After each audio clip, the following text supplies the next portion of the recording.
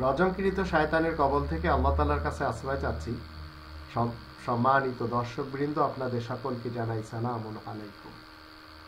বাংলাদেশি সেবা পার্টির পক্ষ থেকে আমি আপনাদের সকলকে বলতে চাই, দেশে যদি রবের দেওয়া এই যে তন্ত্র মন্ত্র এর ভিতরে রয়েছে, যে আইন বিধিবিধান রয়েছে, যে নিয়ম নীতি রয়েছে, যে নীতিমালা রয়েছে,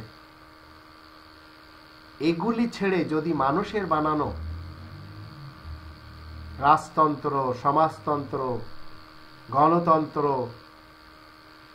যেগুলিকে বঞ্চিত তন্ত্র বলে, দেশে রবতন্ত্র না থাকলে বঞ্চিত তন্ত্রের নেতারা দেশের মানুষকে রাখে অন্ধকারে।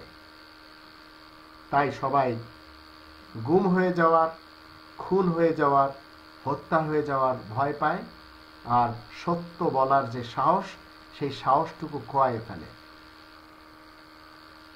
বাংলাদেশি সেবা পার্টি চায় এই দেশে রবতন্ত্র কায়েম করতে, আর রবতন্ত্র কায়েম হলে সবাই গুম, খুন এবং হত্যা মুক্ত জীবন কাটাতে পারবে, তাতে কিঞ্চিত সন্দেহ নেই।